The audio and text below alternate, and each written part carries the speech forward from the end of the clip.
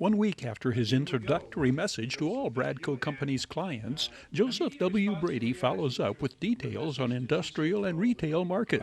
Nikki sent it out by email on YouTube, and I've got to say that my oldest client is a gentleman by the name of Don Brockdrop, and Don and Elsie lived down in San Fernando Valley, and Don was a very well-known engineer. He started his career with Somas, and we've represented him now twice on the sale of 710 acres down in Summit Valley. We're selling that to another good company. He emailed right away, loved it, told me I should express some of my political beliefs on the camera, and I just kind of explained to him that, if people want to know my beliefs, then they can give me a call. But no, I think that then we got some other reactions. I think what people liked is that they said that it's real, that they're getting to know maybe me a little bit more.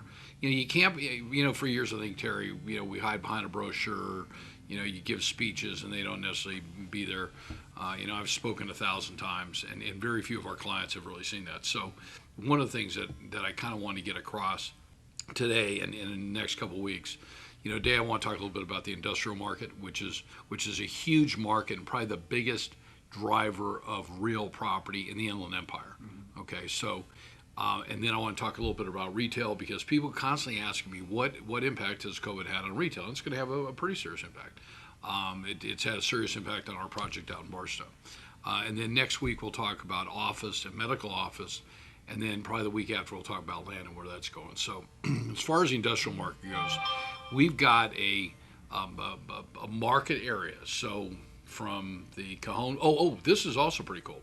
CoStar, which is the largest aggregator of data in the world, renamed our region the Mojave River Valley region.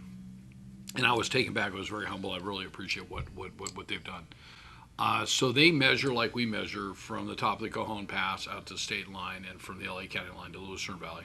And all the different industrial types. There's 936 buildings that they measure of all square footages. We have about 22 million square feet of space. Now let's talk about in the bigger picture. So in Southern California, in the 7 Southern California counties, we have a little bit over 2 billion square feet.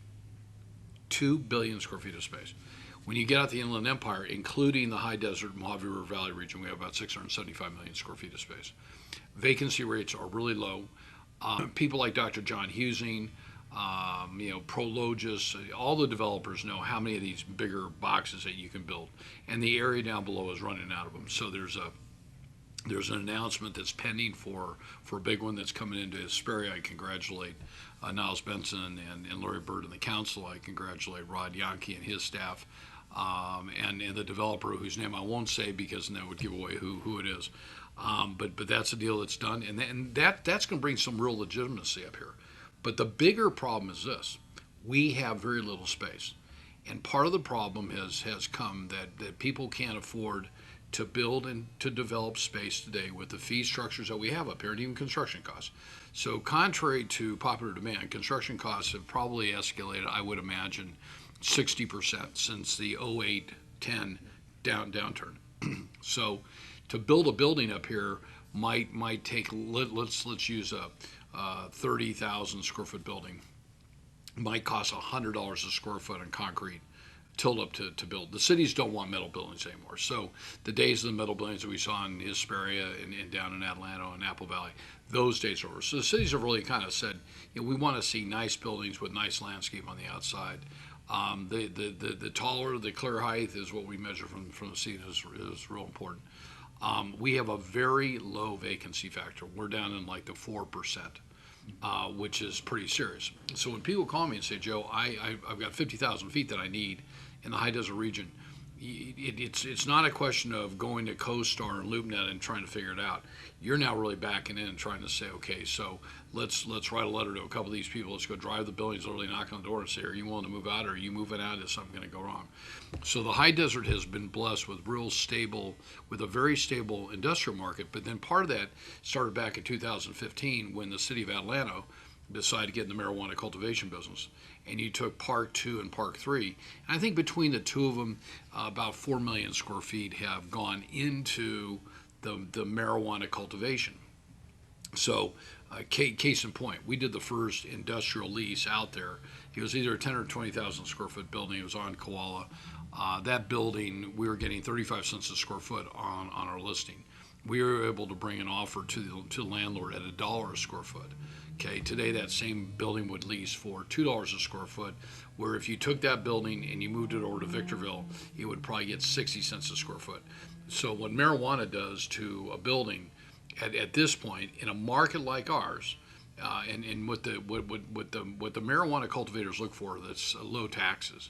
So there's about 150 jurisdictions in the state of California that allow medical marijuana cultivation. So one of the things that drives them are low land price.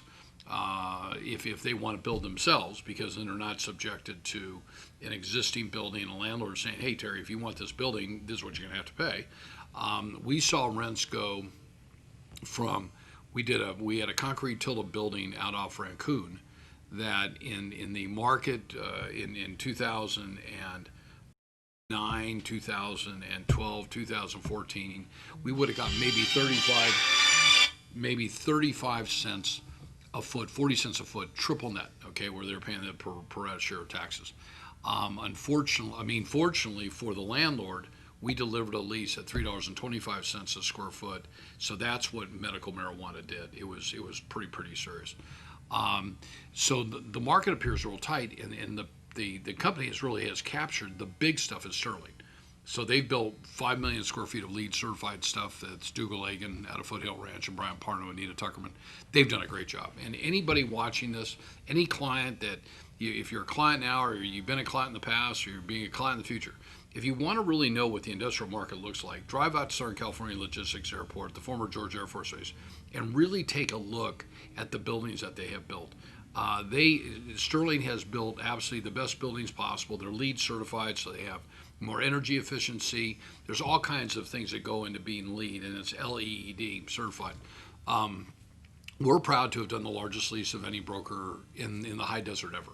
So we did a lease that was 505,192 square feet, which is a tad smaller what the entire mall is today, and we did that for United Furniture Industries, and that building's a part of the M&M bar, Mars bars. That was 10,000 feet. Sterling is great to work with brokers. They reward you handsomely. They pay you on renewals. And the one thing they've done is that they really want corporate America out there, and they're going to continue to do so.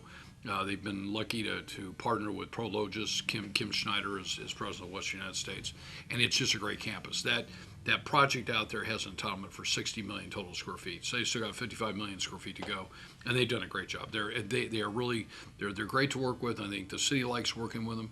I think it's been a great, and they brought in somewhere between 2,500 and 3,000 jobs. So, but the market is real tight. So we're now hoping that after the election, that some of the industrial developers that have been kind of sticking their toe up here and kind of looking around, and we have some major landowners that are also taking a look around. They're trying to decide who they might team up with and pair with.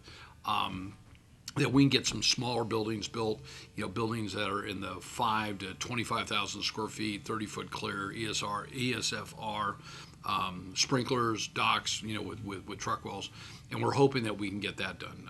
We tried to sell some product a couple of years ago, and the challenge that we found in the marketplace with the listing. So Sterling had given us 28 acres to subdivide out there. Most of the manufacturers that are up here, or people that are in industrial buildings, don't really have the capacity to want to go hire a civil engineer, go hire an architect, go through the process, go to a planning commission, go to a DRC meeting, build the building, then move.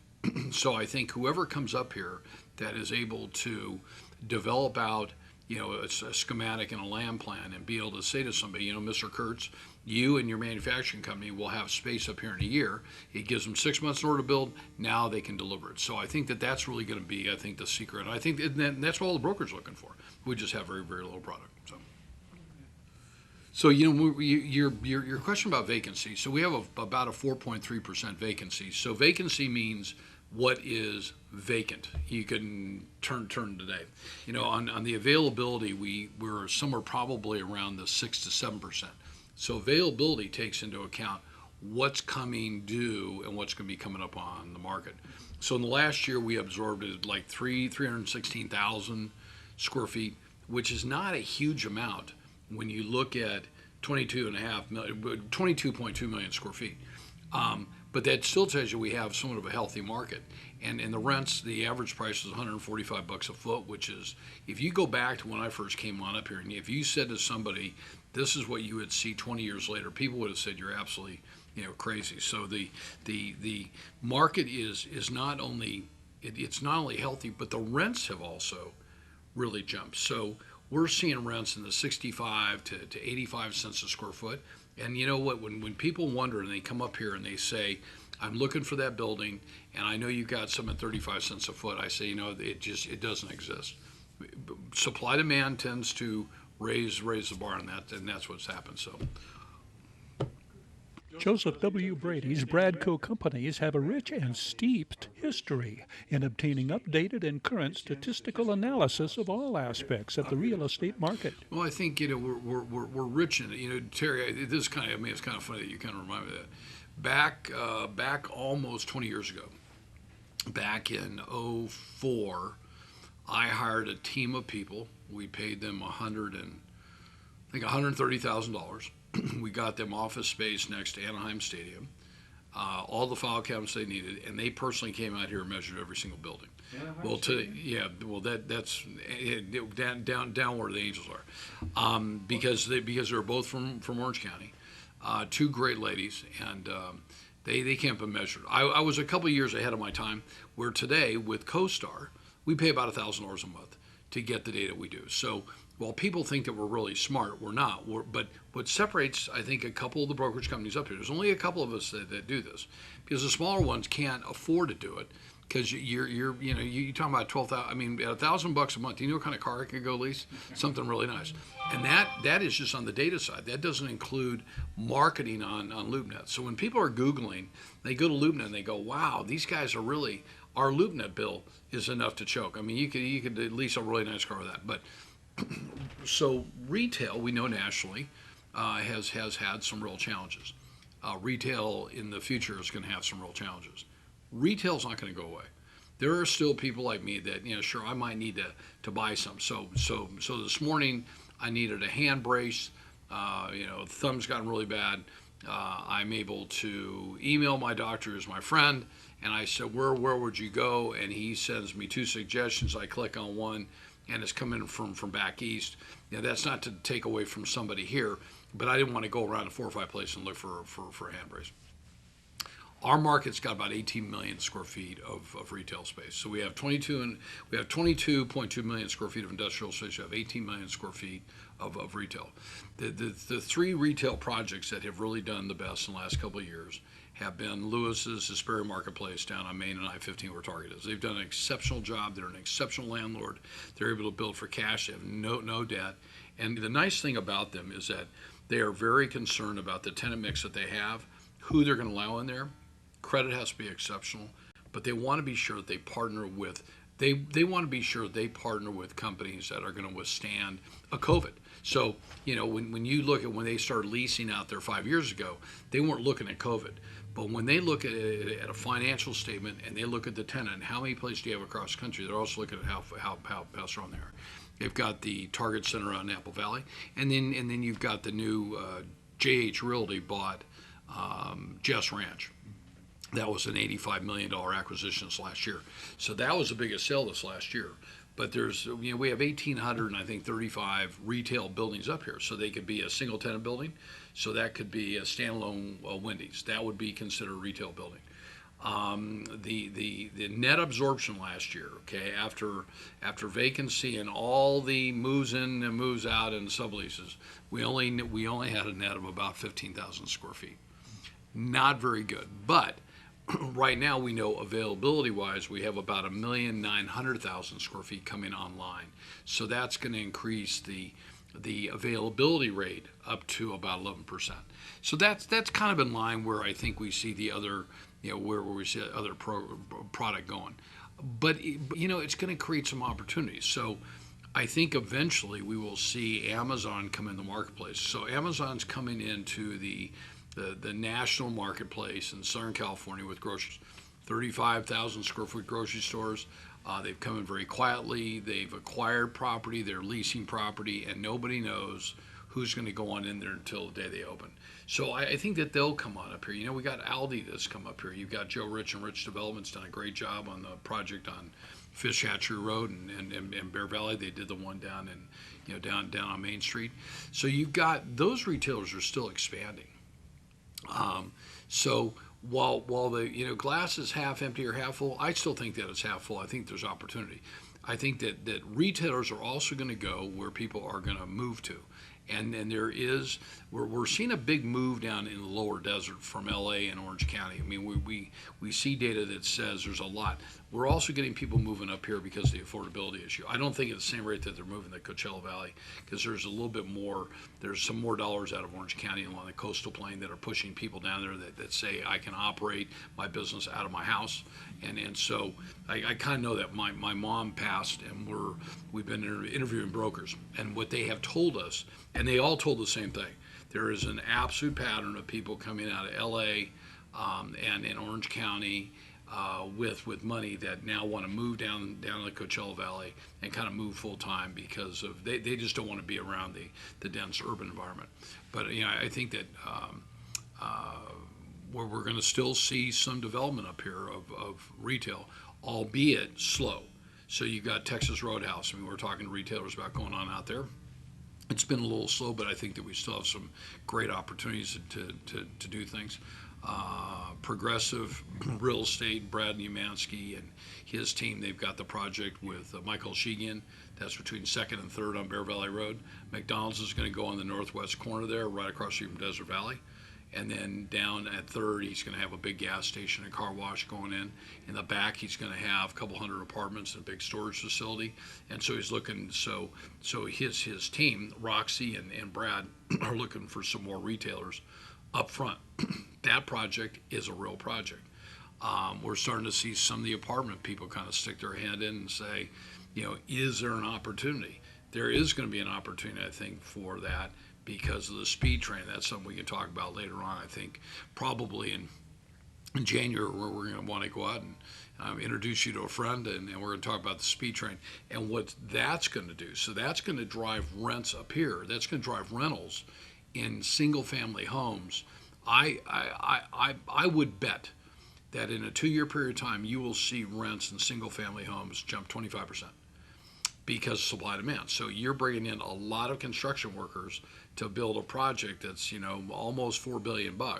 You know, now part of that is also on the Nevada side. What's that going to do? I mean, our hotel rooms are only going to be able to take so much capacity. So things are actually pretty good. You know, we'll talk next week about single family, which is it's been great for those that are in the single family business. I'm not. We watch numbers because single family gives you an idea of how healthy an economy is. So.